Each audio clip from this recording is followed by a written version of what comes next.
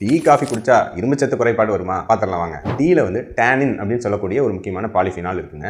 இது வந்து பார்த்தீங்கன்னா இரும்புச்சத்தில் 2 வகை இருக்குதுங்க. ஹீம் அயன், நான் ஹீம் அயன். சைவ உணவுப் பொருட்களில் இருக்கக்கூடிய இரும்புச்சத்து தான் நான் ஹீம் அயன் அப்படின்னு சொல்கிறோம். அசைவ பொருளில் இருக்கிறது தான் நம்ம ஹீம் அயன் அப்படின்னு சொல்கிறோம். இந்த டேனின் அப்படின்னு சொல்லக்கூடிய டீயில் இருக்கக்கூடிய இந்த கெமிக்கல் வந்து பார்த்தீங்கன்னா தாவரங்களில் இருக்கக்கூடிய நான் ஹீம் அயன் உடம்புல ஒட்ட விடாமல் தடுக்குது. எந்த அளவுக்கு தடுக்குதுன்னா, நீங்கள் உடனடியாக ஒரு கீரையோட டீ குடிக்கிறீங்க அப்படின்னா ஆல்மோஸ்ட் 50% வரைக்கும் இதனுடைய அப்சார்ப்ஷன் வந்து தடுக்குது அப்படின்னு ஆராய்ச்சிகள் தெரிய வந்திருக்கு. காஃபியில் இருக்கக்கூடிய வகையான பாலிஃபினால்கள் வந்து ஒரு 25% 30% வரைக்கும் இந்த இரும்புச்சத்து அப்சார்ப்ஷனை வந்து தடுக்குது. இது வந்து பிரச்சனையா அப்படின்னா 2 விஷயம். ஆல்ரெடி இரும்புச்சத்து நார்மலாக இருக்குது அப்படின்னா இதை பற்றி ஒன்றும் பெருசாக கவலைப்பட தேவையில்லை.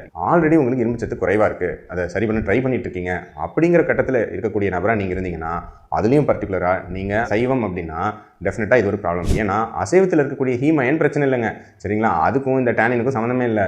நீங்கள் மட்டனை சாப்பிட்டுட்டு நீங்கள் 4 டீ குடித்தாலும் ஒன்றும் ஆகாது.